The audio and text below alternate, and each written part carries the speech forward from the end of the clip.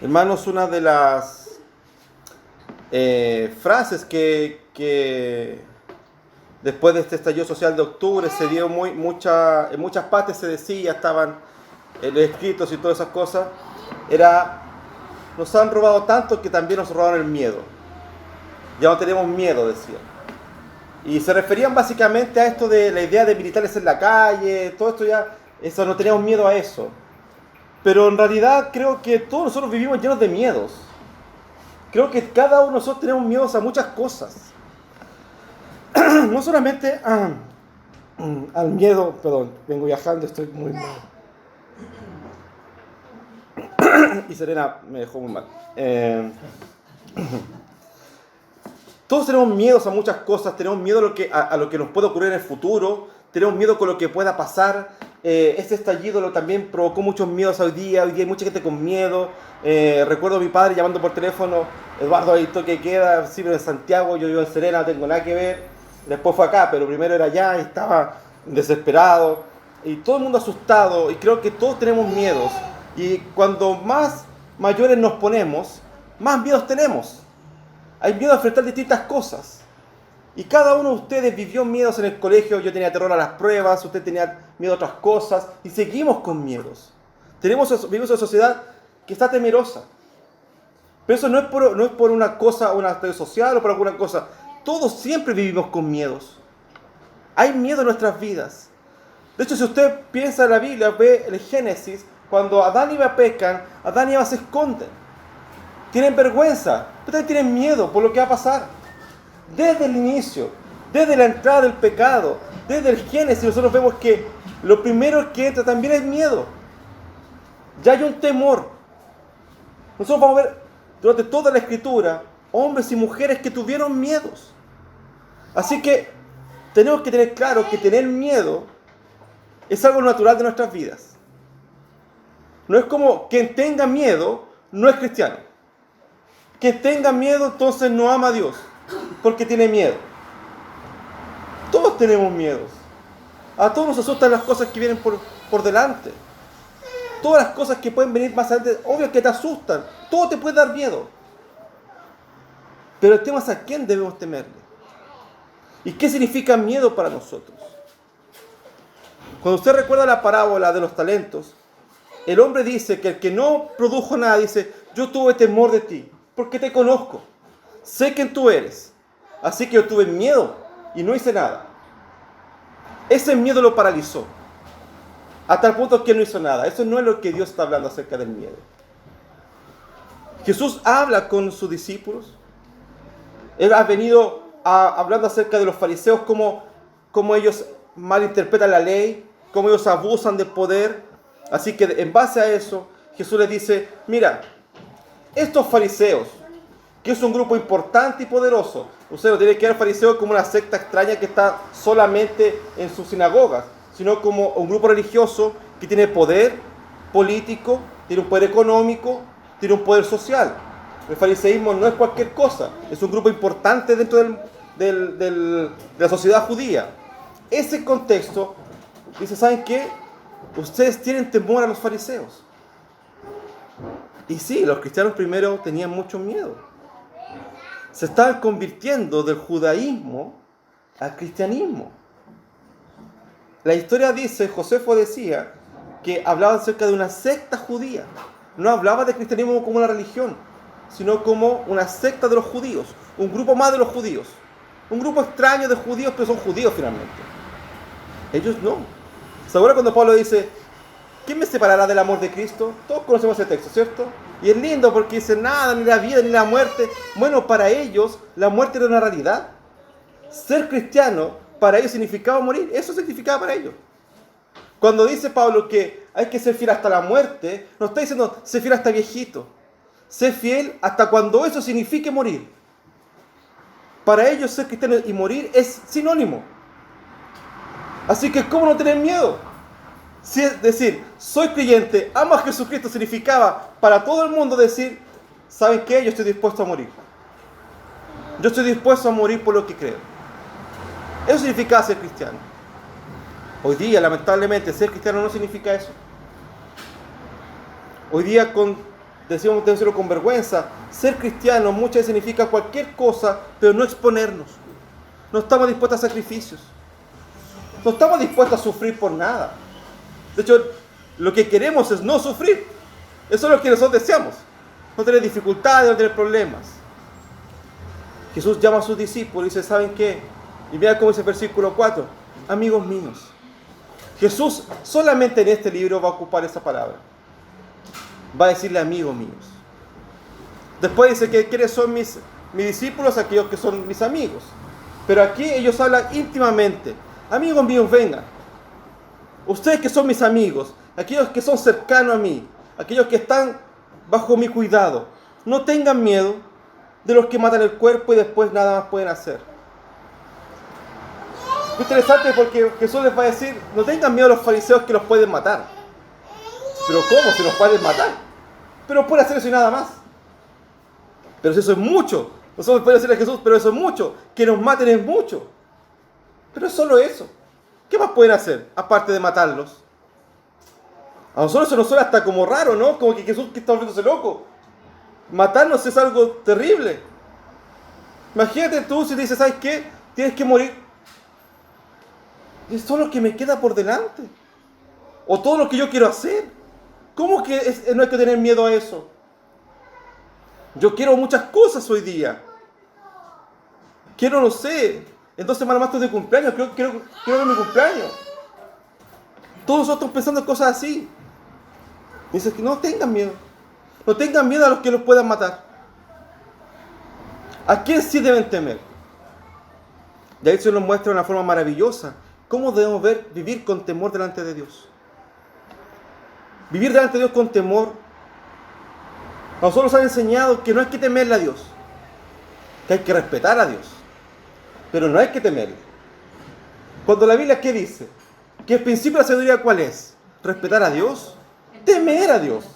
Hay que temer a Dios. No dice respeten a Dios. El principio de la sabiduría es temerle. Estar delante de Él como Isaías, decir que está en el trono, ese Dios que está en el trono, y dice, ay de mí que soy muerto. No es respetar a Dios, es temerle por su poder, porque Él es soberano, por su santidad, por su perfección. Hemos bajado la idea de Dios.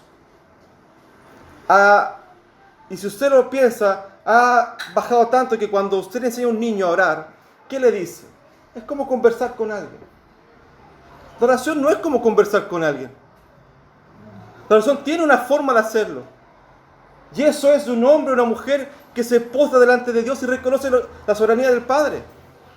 No es solo la conversación entre dos iguales. No es eso. Nosotros conversamos entre iguales. Somos todos iguales y hablamos entre iguales. Pero con Dios no. Yo no puedo decirle al flaco. Yo no puedo golpear la espalda y decirle, oye, ¿qué te pasa?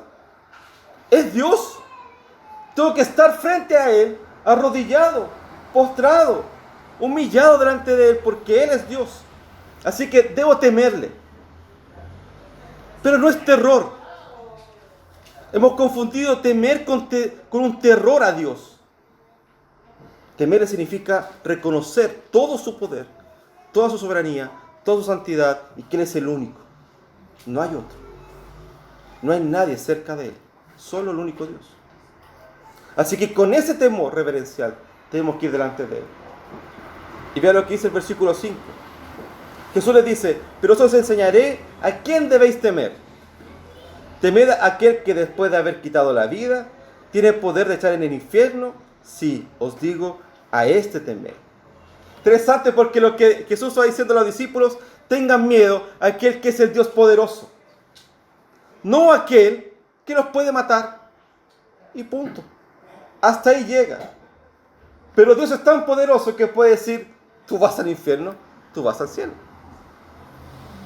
Entonces, ¿qué es lo que primero parte diciendo? Que hay una vida después de esto. Que esto es parte de tu vida. Esto no, aquí no se vive ni se acaba. Sería muy triste que el pueblo cristiano solamente pensara que aquí es nuestra vida. Porque si esta es nuestra vida, hermanos, no vengamos más a la iglesia. Disfrutemos la vida. Salgamos. Están los días preciosos. Salga a la playa, disfrute. Si esta es toda la vida que tenemos, no hagamos nada más. Lo hermoso es que como creyentes tenemos la certeza de que esto no es solamente aquí. Que esto es parte de nuestra vida. Me gusta mucho cuando David ve que su hijo muere. Porque David dice, yo voy a ir con él. ¿Se acuerdan que la gente está al lado de él? Ni siquiera quiere decirle a David que su hijo murió. David se da cuenta que ellos están conversando a un lado y dice, ¿qué hacemos? Porque piensa una cosa, ellos pensaban, David ha ayunado, ha llorado, está enterrado y no hay cómo sacarlo de donde está orando.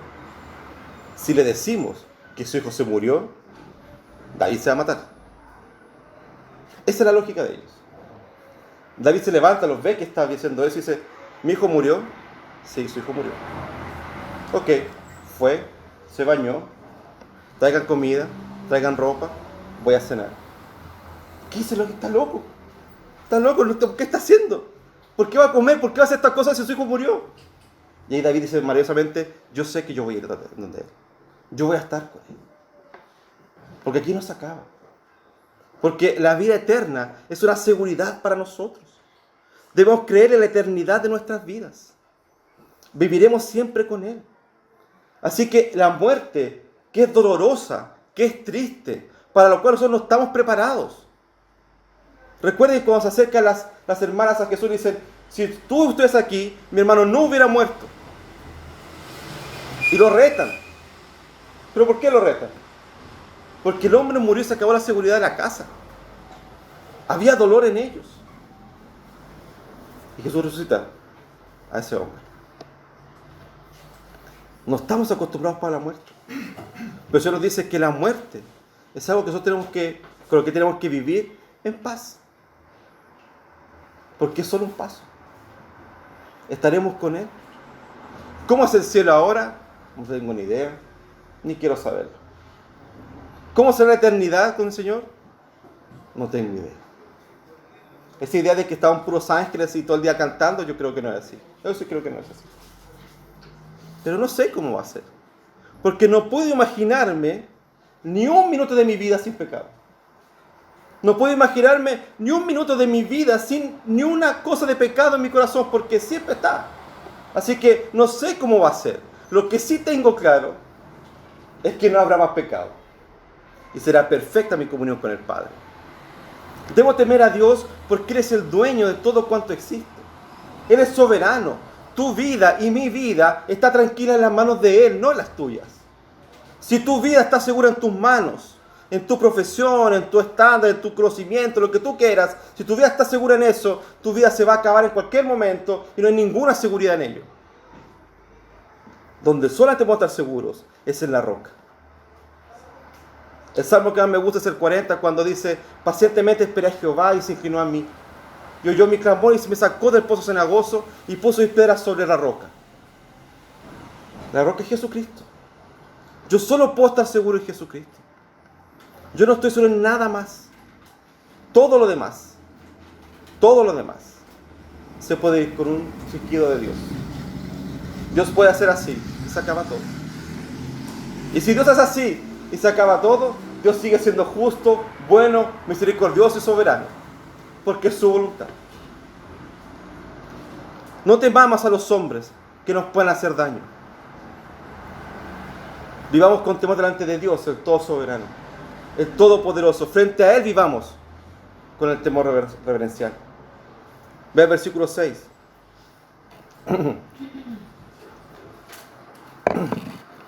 No se venden 5 pajarillos por 2 cuartos. Con todo, ni uno de ellos está olvidado delante de Dios.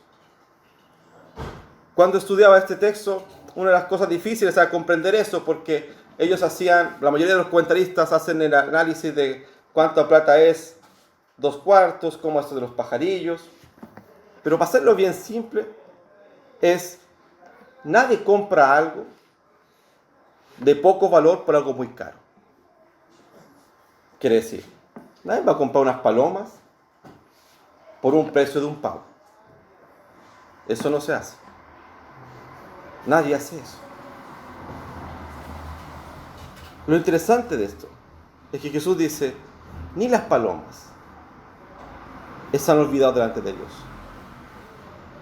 Lo interesante es cuando entender que debemos temer al Señor, aquel que es soberano, pero aquel que cuida de nosotros. Nadie está olvidado delante de Dios. En la vida cristiana, en el caminar cristiano, si usted es sincero con usted mismo, tiene que reconocer una cosa, que más de alguna vez usted ha pensado que Dios no está escuchando. En más de alguna ocasión usted le ha pasado que ha visto su vida cristiana y ha dicho, Dios no está mirándolo. Dios está preocupado de otra cosa. Yo soy olvidada por Dios, olvidado por Dios. Todos hemos sentido eso. En más de alguna ocasión hemos creído que Dios no está mirándonos. Y miramos hacia el lado y vemos a ese hermano, sí, Dios lo está bendiciendo. ¿Por qué a él y no a mí? ¿Por qué a él Dios le habla? ¿Por qué cuando esa persona lee la Biblia entiende todo y yo no entiendo nada? ¿Por qué pasan las cosas que me están pasando? Yo no debiera vivir eso así. Yo no debiera sufrir lo que estoy sufriendo. Las angustias que yo paso no debiera pasarlas porque soy una buena persona. Son todos sentimientos que hemos tenido más de alguna de nosotros. Pero el Señor nos recuerda que ni los pájaros son olvidados por Dios. Que no hay ninguna cosa que no sea cuidada por Dios. ¿Cuánto más tú? Recuerden cuando Jesús les dice, ustedes que son malos padres, ustedes que son todos ustedes malos padres, no darán cosas malas a sus hijos. ¿Cuánto más Dios quiere ser buen padre? Si Dios es nuestro buen padre, ese Padre perfecto, maravilloso, ese Padre que cuida y ese Padre que protege a sus hijos, ese Padre maravilloso nunca nos va a olvidar. Tus sentimientos de olvido, tus sentimientos de que Él se olvidó de ti, son cosas que tú has creado en tu corazón, pero son cosas que tú has olvidado. Tú has olvidado de que Dios es Dios. Tú has olvidado que Dios no es un cajero automático. Tú has olvidado que Dios no es el viejo vascuero que hace todo lo que tú quieras.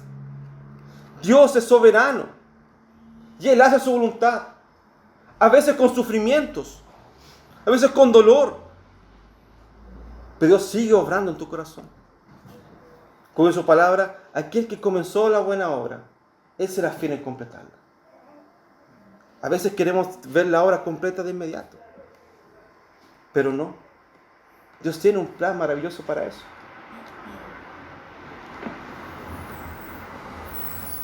Todos queremos que las cosas pasen de inmediato. Que yo quiero que pase. Estaba escuchando el partido de Serena. Estaba en mi pieza porque me mandaron para allá. Mientras gritaba y todo eso. Se le va un penal a jugar de Temuco. Si Serena hacía el gol, subía a primera. El tipo le pega el penal y se lo ataja. Y yo eso no lo podía entender. Imagino que Mauro también le dio un palo en ese momento. No sabemos cómo. Viene el segundo jugador de Temuco, Hugo Droguet, dije, va a ser gol.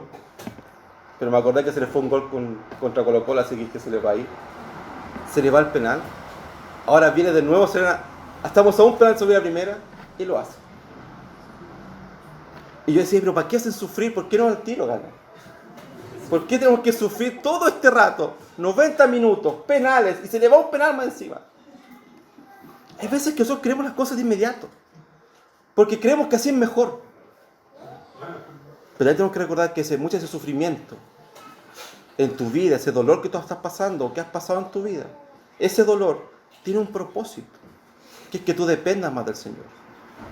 Si Dios hiciera todo lo que tú quisieras, aparte de dejar de ser Dios, tú serías un niño muy malcriado, tan malcriado que no te importaría a Dios. Porque solamente te sirve para cuando tú quieras. No dependerías de Él. No le serías un discípulo que lo ame, que lo busque, que quiera estar tiempo con Él, si es solamente un malcriado que quiere que Dios haga todo lo que tú quieras. Y Dios no es así. Dios va moldeando nuestros corazones. A veces con dolor, a veces con sufrimientos, pero Él no se olvida de nosotros. Él no se olvida de nosotros. Quédate tranquilo, hermano. Dios está contigo. Él no se ha olvidado de ti. Él nunca se ha olvidado de ti. Pase lo que estés pasando, Él está con nosotros. Ve al versículo 7.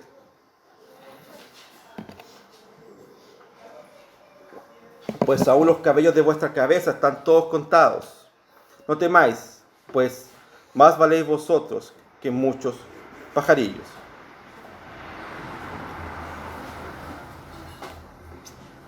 Cuando leía esto decía, si será verdad que el Señor sabe los cabellos de cada uno de nosotros, ¿no?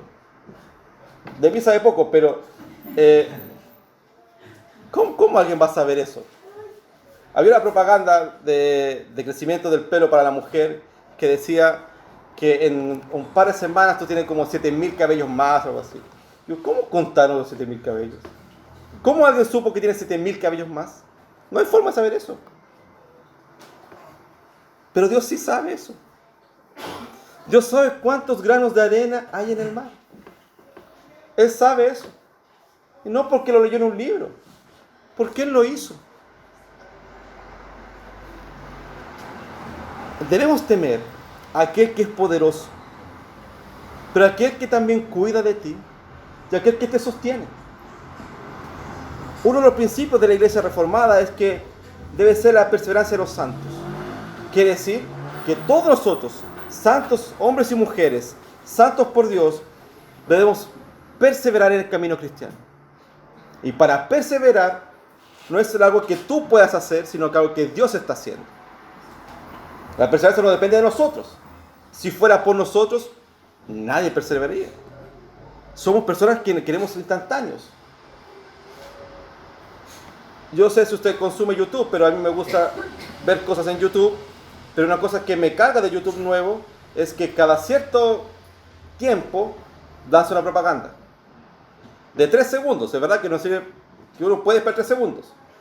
Pero a veces que uno no quiere esperar los 3 segundos. Entonces, ¿qué te ofrece YouTube?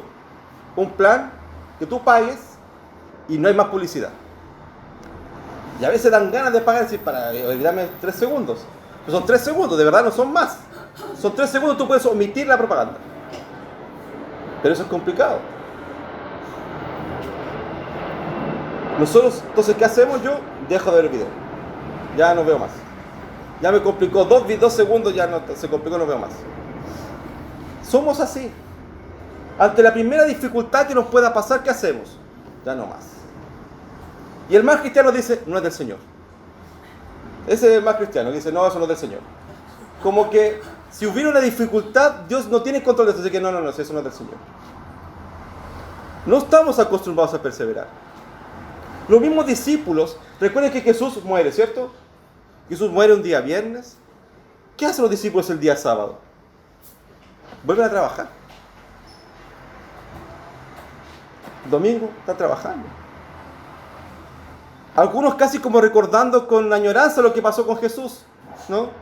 Camino a Maús, ¿no te recuerdas que Jesús murió? No sabes que murió Jesús, que murió el Salvador y murió y ya. Pero es que sigue adelante, ¿no? Ya murió. Esa es la idea que tienen ellos.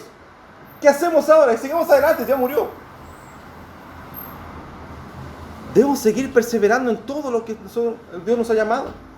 Si Dios te llamó, Dios te va a capacitar, pero Dios también te va a poner muchas dificultades, pero tú vas a tener que seguir perseverando. Porque Dios tiene todo contado. Los cabellos de tu cabeza están contados por el Señor. ¿Por qué? Porque Él los creó. Así que tú debes perseverar en este camino. Los discípulos saben que esto va a ser muy difícil. Le está diciendo, van a matarlos, los van a perseguir, van a haber muchas dificultades, pero tú sigues en esto.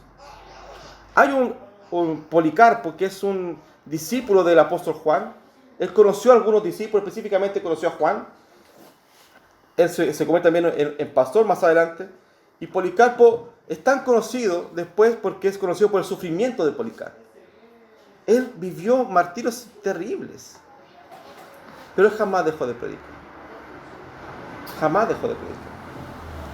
Guido de Brest decía en la Reforma que él escribía una carta a su esposa lloraba por él escribió una carta con una poca luz que le llegaba y escribió una carta en un lugar que era como un baño lleno de excrementos, ahí estaba el pobre escribiendo y le decía a su esposa que estaba tan feliz de haber sido tomado por digno del sufrimiento de Cristo. Él estaba feliz. Yo imagino a su esposa cuando leía su carta y decía, este tipo está loco, pero ¿cómo va a estar feliz por esto? Y él estaba gozoso y le decía, no estés triste por mí, porque yo estoy feliz, estoy cumpliendo la voluntad del Padre. ¿Cuántas veces tú y yo preferimos que Dios no nos dé los sufrimientos?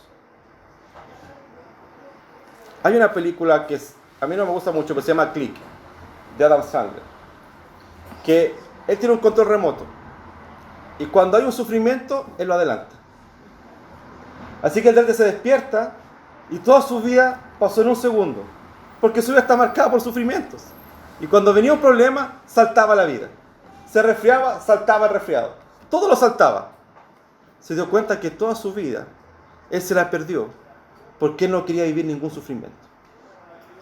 Él después se da cuenta de todo eso y no, para que le guste la película, véala si quieren. No es muy buena, pero si quieren verla, véala. A veces que tú querías eso. Yo no quiero sufrir más. Yo no quiero otros sufrimientos, que Dios salte esto.